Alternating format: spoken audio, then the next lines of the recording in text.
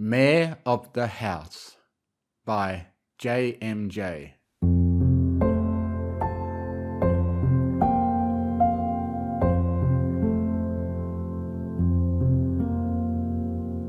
We'd all heard of the Cupcake Killer. It was a necessary evil in small towns to pass their ghost stories along to those deemed young enough to still be frightened and hide under their blankets when dark houses creaked from natural swelling and bustling of weather. I had never believed in her, especially not when my friends told me about how the house my family had bought used to be the bakery where she had committed her heinous crimes, sawing legs from wailing ponies and leaving them to wiggle their stumps as she split their bellies open for her sinister harvests. They say she used their organs as a secret ingredient for cupcakes, which is why they call her what they do. How could any pony not see the fallacies in their tale? It was like the boogie pony or the old mare searching for her rusty horseshoe. Filly tales. They just wanted to scare me. I had just turned 13 and had been entrusted with staying home by myself for the first time in my life. Some of my friends suggested that I should throw a party or invite some cute colt over for a game of 7 minutes in heaven. I did neither. Just decided to cuddle up with a book from the library about princesses and true love. My parents were going to Canterlot on business and expected to be back the next morning when we would all go out and have breakfast together. I was happy for them. Their art was catching on and a few businesses had bought statues from them. They would be taking measurements and planning a specific piece for some well-to-do company in the Canterlot business section. I had just cracked the cover of the book when some pony knocked on my door. I had come home directly from school, hoping to see my parents before they left, but they had already departed. I hoped that maybe they'd forgotten something and I would get my chance to wish them well on their trip. I smiled and closed the thick leather-bound cover and leapt to investigate. Standing on the tips of my hooves to peer through the spy hole, I could just make out the wiggling tongue of my best friend as she raspberried the door. It was Jib Jab. The curved lens of the spy hole warped her peach face to a strange shape and I giggled and twisted the lock. It was already open. It had been acting up lately and we were waiting for some new piece to sell before we could get it fixed. I felt a sharp cold as the door opened for Jib.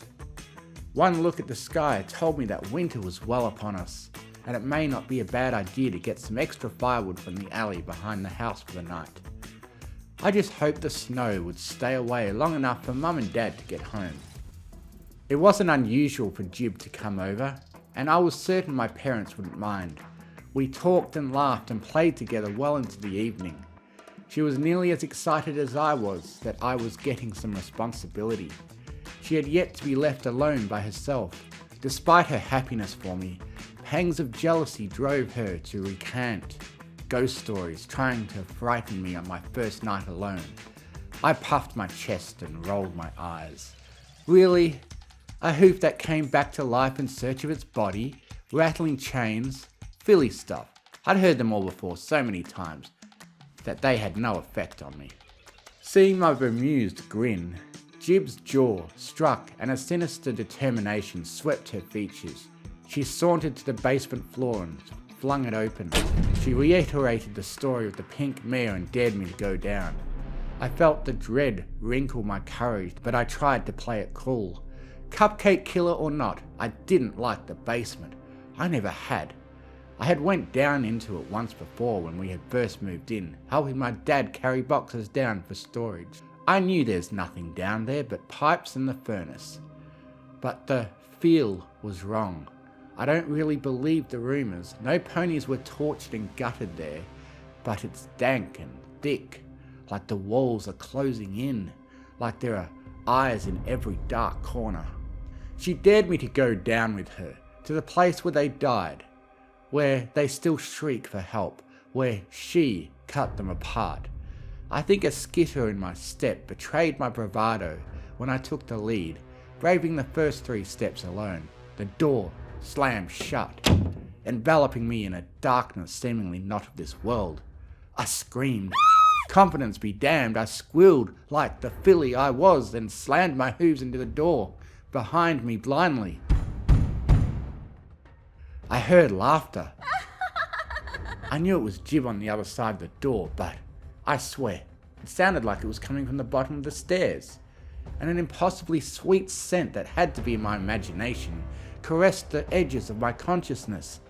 I banged on the door and my screams deafened me to the laughter, but that was the sound of my hoof echoing into the basement, or some pony climbing the steps of the cellar behind me. The door swung open wildly and Jib Jab fell over with laughter, holding her sides and kicking her hooves like a foal throwing a tantrum. I wanted to hit her, but slammed the basement door closed and yelled angrily instead. Her giggling stopped and she genuinely looked hurt. I didn't care. I stormed off and stuffed my muzzle back into my book. I pretended not to hear her apologies, but after a while I couldn't hold it against her anymore. She had got me good.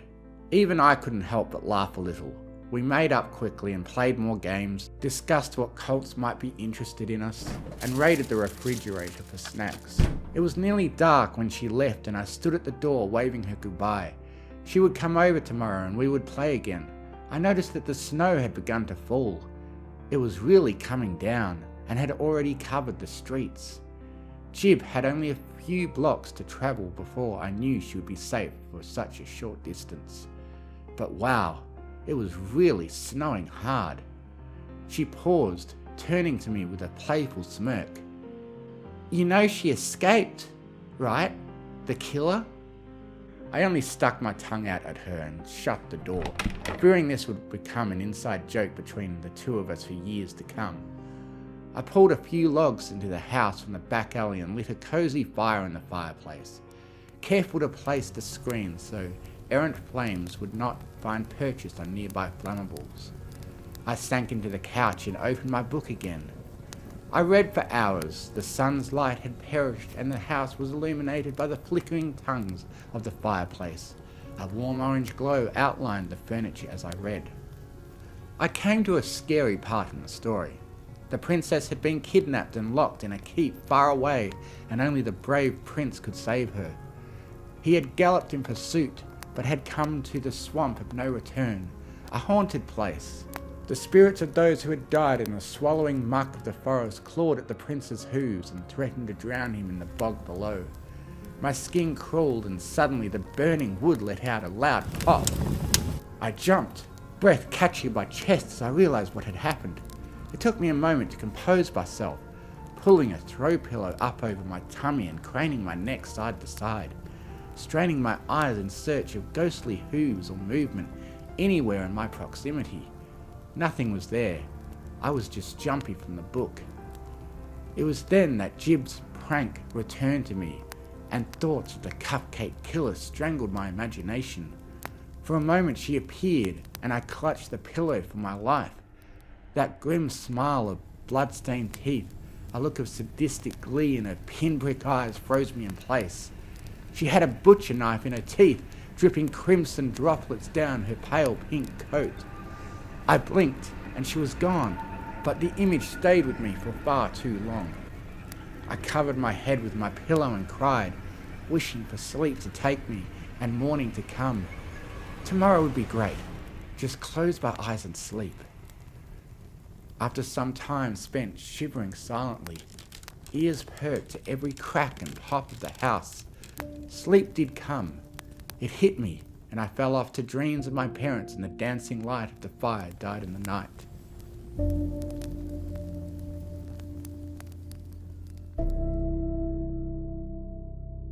I awoke to a soft blackness and bitter cold.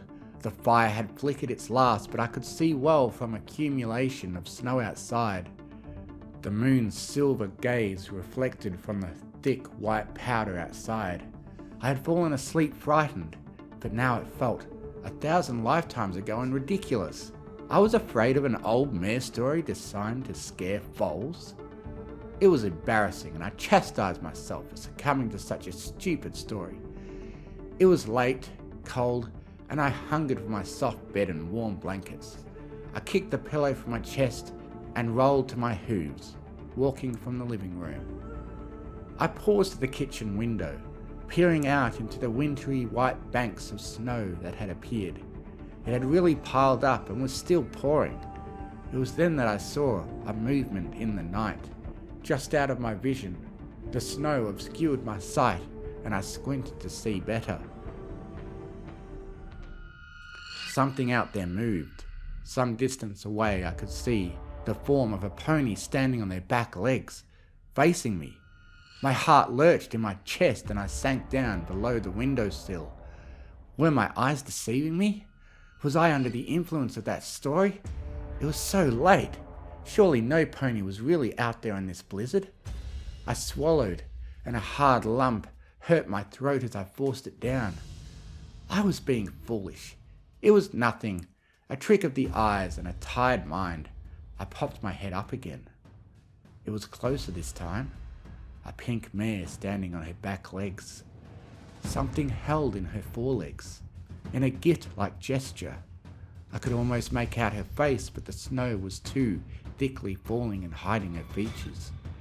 My blood froze in my veins and panic shook me like a salt shaker. I felt paralyzed as the pink pony stepped closer in an awkward, upright stance. Somehow, I ducked below the window again and mumbled to myself, frantically trying to think of what to do, where to hide, whether to flee or not. I had to think fast. She was moving closer all the time. I tried to tell myself that it was a neighbor coming to check on me, but I knew better. It was the Cupcake Killer. She had escaped and was coming back home. I was safe, right? I could hide in my upstairs closet. My parents would be home soon, and she couldn't get in. The doors were locked. It was just then that I remembered the broken lock on the front door.